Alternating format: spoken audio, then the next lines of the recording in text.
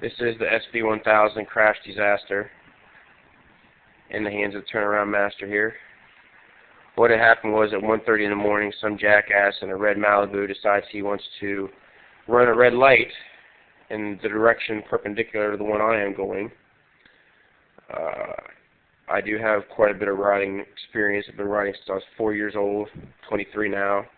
Started off riding dirt bikes, and when I was 15, bought my first street bike. When I hit the rear brake, I slid in some road dust, toppled over on my right side, put a nice gash in my head, wasn't wearing my helmet. I was only doing like 20 miles an hour though, just in town, not going anywhere special. DC Shuko hat saved my head from getting severely busted. So, thank you, DC Shuko. Damage was the front fairing got snapped completely in half. Right there is the front fairing. Here's the other piece of it. I bought a new one off of eBay. It is getting, all the body pieces are getting painted, custom, a custom white color, and having black skulls airbrushed all over it. So yeah, it's going to look pretty sweet with the black powder coat frame. I have moto grips, the skull moto grips. They're badass. The name of the company is Moto Grip, so there you go. If you want these, cost you about $30, but don't get them because you'd be infringing on me. I do not have a gauge cluster in my bike right now because I took it out, and I have DreamArts LEDs installed on it. These LEDs you can buy on eBay from DreamArts. There is no kit that will convert your gauge cluster into blue other than this one, and it's not really a kit, it's just the LEDs. You have to have them professionally installed by like a computer guy, computer technician. He has to actually solder them in with a hot soldering gun. It's a hot air soldering gun. So yeah, I had that customization done, which is kind of pricey after it's all said and done. The LEDs will cost you about $30, and then the work to get them put in will cost you more than that.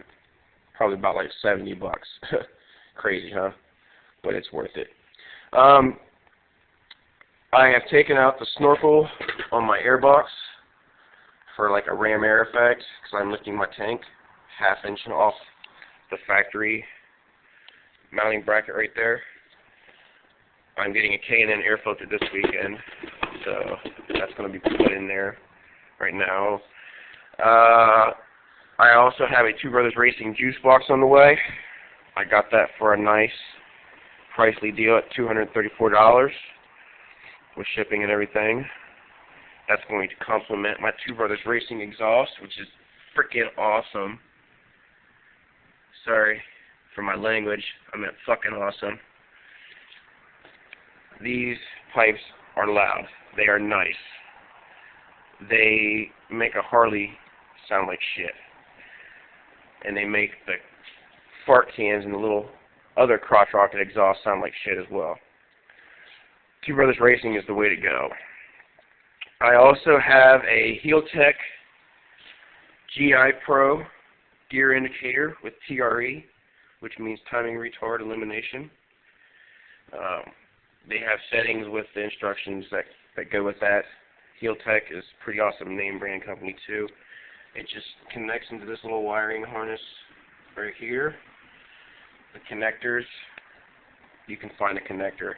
If you can't find a connector that comes with this, you're a freaking retard.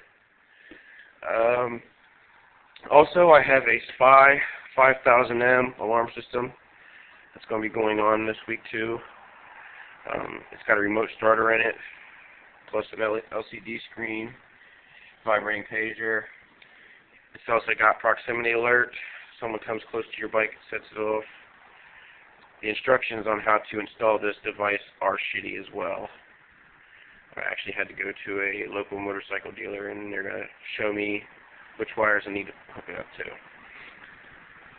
I also got a Vortec sprocket kit, the 520 chain conversion. factory OEM front sprocket is 17 tooth. I got the 16 tooth Vortex sprocket.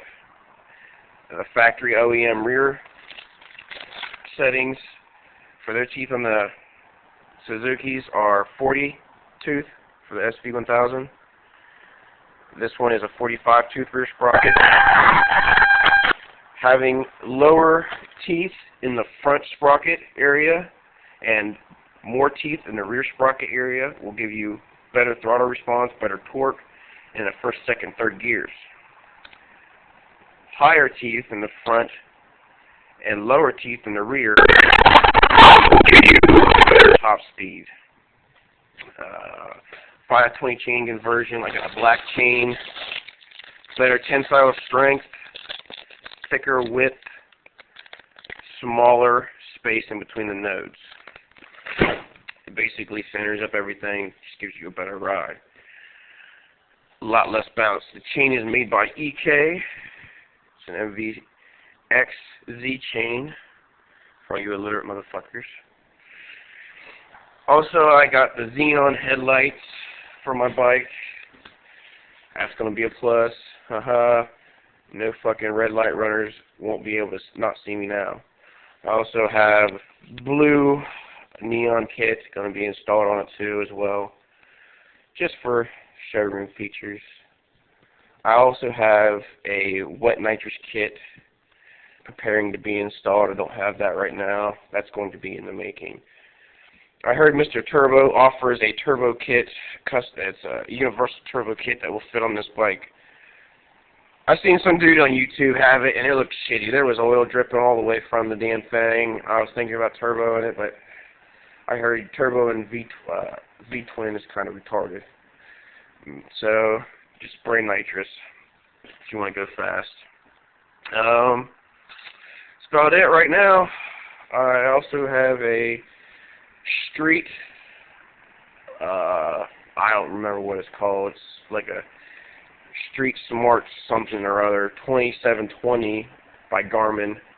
GPS system coming. I got an Icon tank bag coming. Some other shit. Some rear fork and some front fork and some rear spool, swing arm spool lifts coming in as well. So it's going to be a pretty nice project. Hoping to get some rear sets soon. If anybody has some cheap rear sets for sale for this bike, I would totally take them off your hands. If they're cheaper than $285. Alright, that's about it. Look for the next video. See ya, bitches.